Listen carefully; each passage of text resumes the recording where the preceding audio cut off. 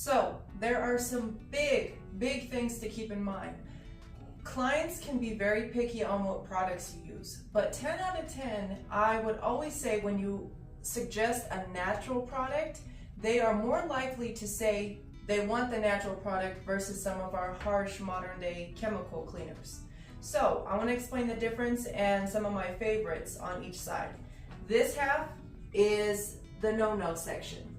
This half is the happy days section. So tip number one I want to share with you guys is the smell. In order to rebook clienteles, the sense of smell triggers something in our memory. And when they think of you, I want them to think they smell good. When they clean, it always smells so good because smell has a way to relax someone. So this is why I wanted to stress the importance. Don't use the no-no side when you want to rebook clientele. Now, it's not to say if you use any of these that you won't get repeat clientele, but I guarantee you're going to get more when you're leaning towards the happy days side. So a lot of people, especially nowadays, have allergies, have certain smells trigger headaches, migraines, makes them feel nauseous. Some of your clientele may be pregnant moms and they can't take the stronger smells, okay? So that includes things like Febreze. I know a lot of y'all love Febreze, but it is not something I recommend. Same thing with strong disinfectant sprays. You don't want to be going around with bleach and disinfectant sprays for everything. There's different ways to disinfect surfaces, which we'll get to on another video, but for now, no-nos.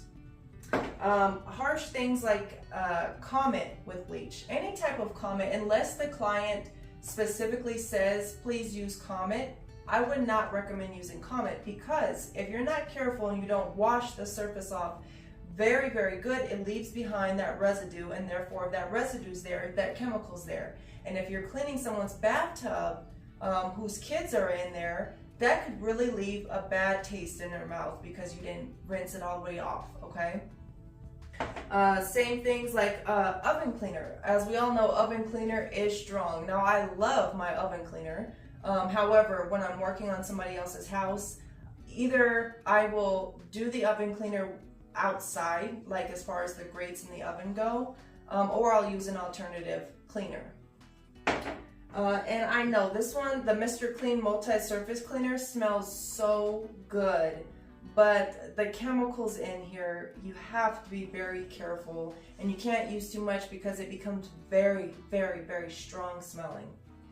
And then same for WD-40. If you're trying to get off like any residue on a surface, or you're maybe shining something up, you'll want to avoid too much WD-40. I'd say it's a no-no altogether for somebody else's house.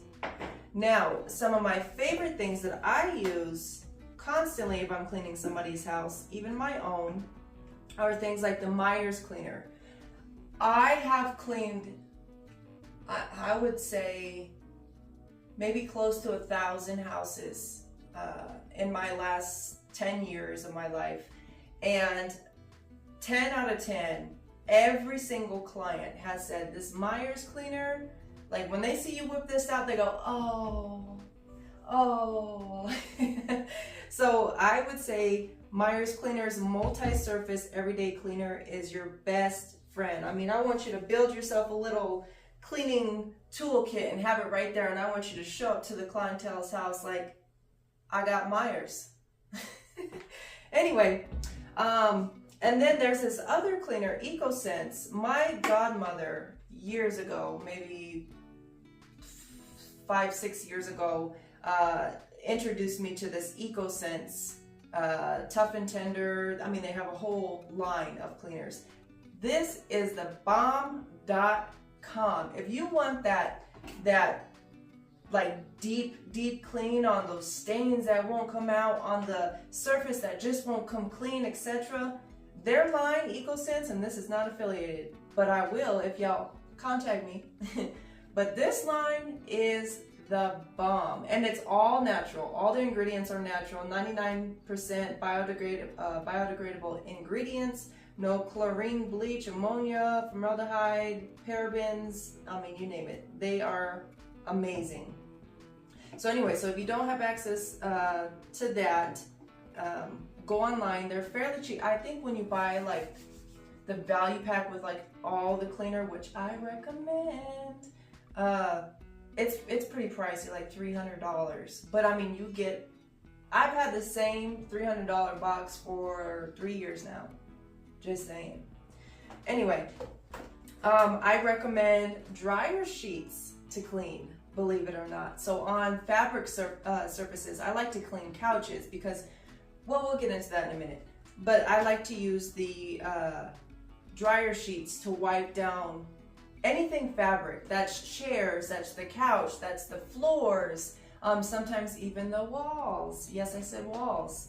And then obviously, if your client is okay with this, essential oils. Essential oils like lemon, lavender, etc. They have powerful cleaning and properties to them. Excuse me, sorry. And then obviously vinegar. Vinegar is strong smelling, however, the smell very quickly goes away. So as long as you're not like, you know, chug, chug, chug on the surface, it'll go away very quickly and it disinfects. Tip number 2, remember, if somebody is hiring you to clean, they want you to do the things that they don't want to do or that they can't do. So what I mean by that is baseboards, cobwebs, window sills, under surfaces. That includes under couches, under beds, under stands, in between cracks of things that are higher up on shelves that are dusty, light fixtures, light switches, and plenty other cracks and crevices. Okay, so when you are booking a client, I want you to ask them specifically, what jobs can you not get to every day? Where are your tougher areas? What things would you like to see done, but that you haven't been able to get to because it's too overwhelming? When you trigger a client to think about these things and write these things down as they're talking, or have them write them down for you before you book, they're going to remember you. They're going to associate your face with, oh, this person can do this job. I need to think of so-and-so to do this job. Remember that when you are meeting a client, you have to make yourself memorable. And the reason I booked clients back to back to back with no issues, and my phone would not stop ringing, so-and-so told me about you, so-and-so told me about you, was because I made sure that I was memorable. They remembered me every single time they needed something done.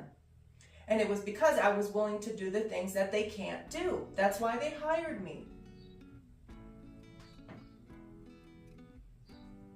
So I want you to always go in with a pen and paper and ask this question: what cleaners do you prefer me to use? I like to use the natural. Trigger their brain to think about that. I like to use the natural products. What do you like to use? Do you want me to use a stronger chemical? And the third tip I'm going to offer you guys is to do something they didn't ask for. So let's say that you were hired to deep clean the kitchen cabinets. You deep clean the kitchen cabinets, you're all done, but then you notice that there's dirty dishes in the sink. Do those dirty dishes. And what this does is it shows that you are willing to go the extra mile, and it sets a standard for how you hold yourself and how you hold your business. So when they come in, they're expecting organized, clean cabinets, and then they see that the sink full of dishes is done, and they go, wow, you know, Kanisha, that was awesome. Can you come back next Thursday? And you see, what you did was you put that sweet taste in their mouth, and they want some more. They want to book you again. They're not worried about going on the website looking for somebody else. You did something for them that they didn't ask for, and you then became memorable. Next, I want you, when you are cleaning an area, to map out your areas. And what I mean by that is, let's say your client said, I want you to clean the living room, the kitchen, the 2 bathrooms, and the dining room, right? Now let's say that the kitchen was just a hot mess, and the other rooms were, maybe one of the bathrooms was worse than the other. I want you to start in the dirtiest, most complicated room first, because usually when you go to a job, you have the most energy in the beginning. So I want you to use that energy in the toughest area. And then when you're done with the toughest area, move into the second toughest area. And then the last rooms are going to be cake.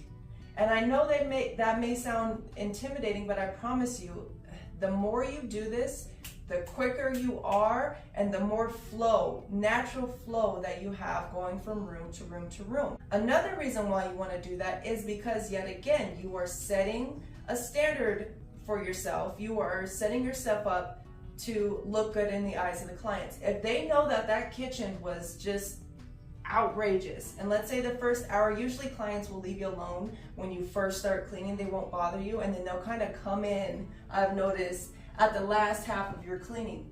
If they notice that that big, hard, ugly, dirty room is spotless, and now you're working on other rooms and you're almost done, they are going to love it, I promise you. And then the last tip is, I want you to not be afraid to promote yourself. Promote yourself. When I first started my business, true story, I went to one of the printing places here in town, and I made a simple flyer. And my business was called Honey-Do List.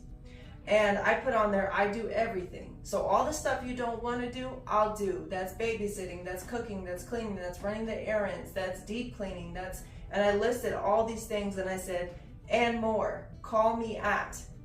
And I had them print, I think, 500 pieces of paper.